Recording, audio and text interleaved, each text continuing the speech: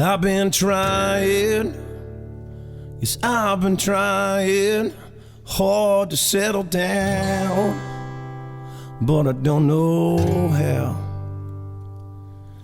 Crazy, call me crazy, but I'm going down with the sound, and it goes like this. It's early fall in Illinois. Brothers Chris and Casey Keefer have arrived at their new lease refreshed and ready to uncover the secrets hidden inside every acre.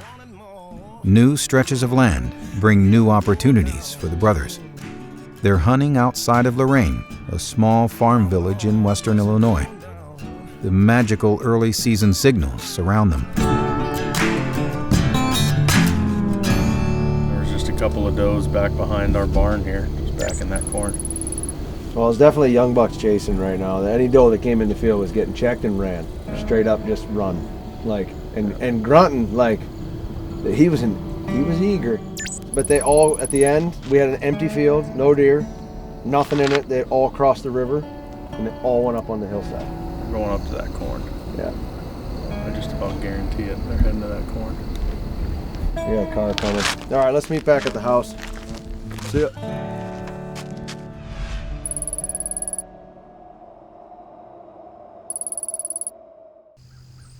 The golden sun is hanging low over the rusty Illinois treetops. Chris has been gathering intel, and he's ready to find out what's lurking in the timbers. He's fixed on fueling the flame that will burn for the rest of the season. Here it is, Rival Wild Season 2. It starts right now. First sit of the year. Feels good to be in a tree. The leaves are changing. It smells like fall. The deer are moving nocturnal right now, but we know we got a couple of good ones in this area. Just kind of sitting back, watching from a distance. We don't want to just jump right in the middle of it, so we're just trying to do as much scouting as we can. Let the rivalry begin.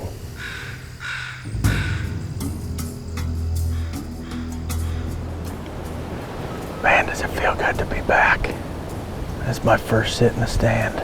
We're gonna have to try to unlock the secrets of this piece of ground all over again.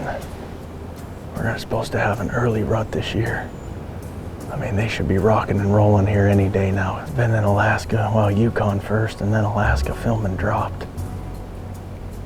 Since the 23rd of July. It's just been a long, long fall. But it's good to be back in a whitetail stand. Can you see the buck? He's just to the left of this tree in the bean field. There's another doe. Over here.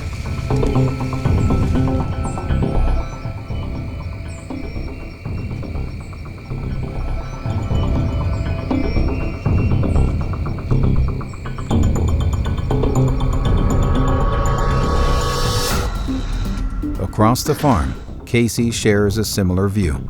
Hungry does are beginning to graze their way through the cut bean field. More coming out of the back. I just saw one jump a log back in there.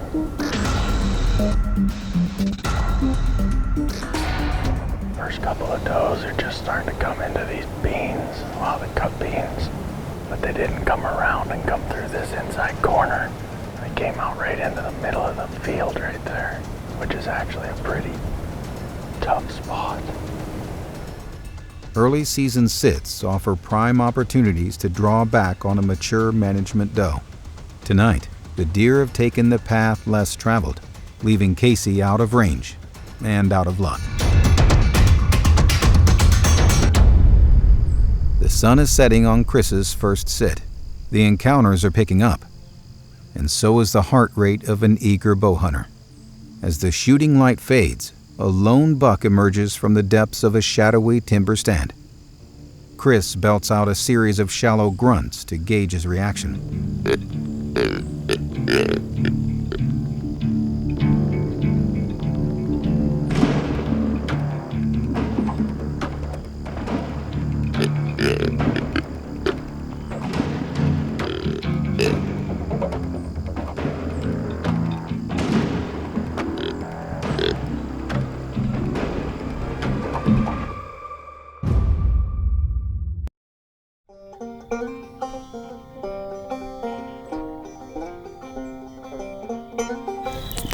30th of October, day before Halloween, and I have yet to get an arrow bloody, which is unusual, to say the least.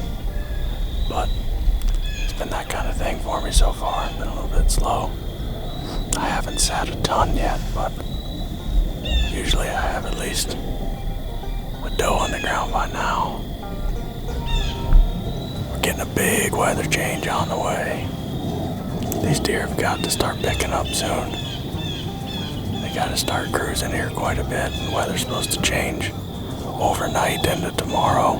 It's bringing in some heavy winds with it. And then it's going to get cold. It's going to drop down into the highs in the 20s.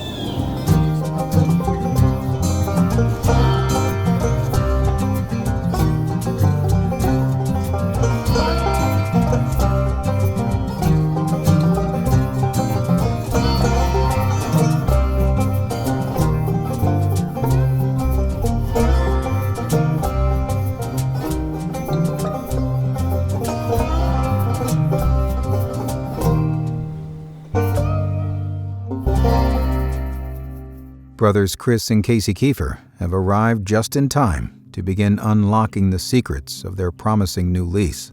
The 386-acre lease, dubbed Eldora, is a timber-heavy parcel carved in half by an extensive river system. The deer funnel to a stand called Bottom Bean, hung just 15 feet from a massive scrape that's been aptly named Central Station. A Reconyx trail camera is keeping an eye on Central Station, while Chris hunts Bottom Bean.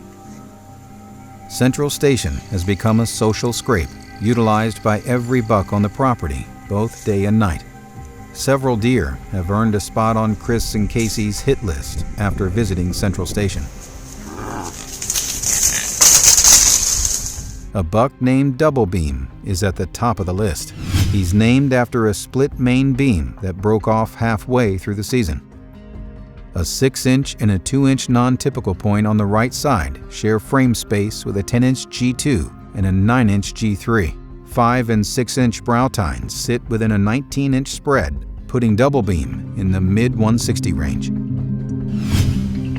Double Beam has been a loyal patron of Central Station. He's been spotted around the clock at key locations during many different phases of the rut.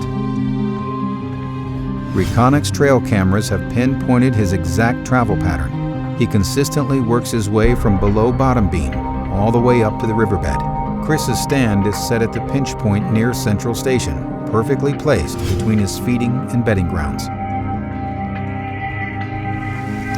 Back at her tonight. It's 29th. And I'm in search of Medusa right now.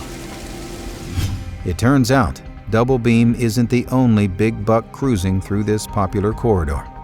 This mysterious deer has been named Medusa, and he's never been seen on the hoof.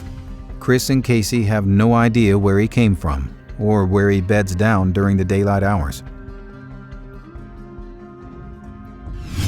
Situated just 1 mile to the northeast of Eldora, sprawls 200 acres of pastured ground the guys have named Tombstone. The deer travel through narrow strips of timber on their way to the lease's only food source. One buck stands as the patriarch of this ground. His name is Optimus Prime. He boasts 10-inch G2s and G3s on both sides. His 7-inch G4 is anchored by a 4-inch brow tine to round out the right. A 6-inch G4 and a 6-inch brow tine finish the left. A 23-inch inside spread put Optimus Prime around 175 inches. Optimus Prime quickly pushed himself toward the top of the hit list when he continued to tromp past the Reconyx trail cameras. He beds in the deepest ditch and consistently follows the same finger from the timber into the feeding grounds. A Millennium tree stand has been set deep inside his traveling territory.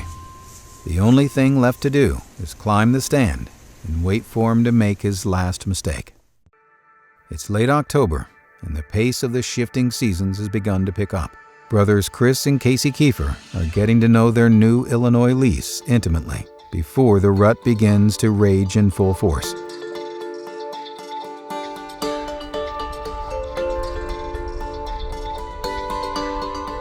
Each brother has their own preferred method of uncovering the land's infinite mysteries. For Casey, the puzzle is pieced together by a method he's dubbed gas and glass. He spends hours traveling through the property with his eyes peeled for any sign of deer movement. When it comes time to sit in the tree stand, Casey has learned the secrets of every nook and cranny and the tendencies of the deer within them.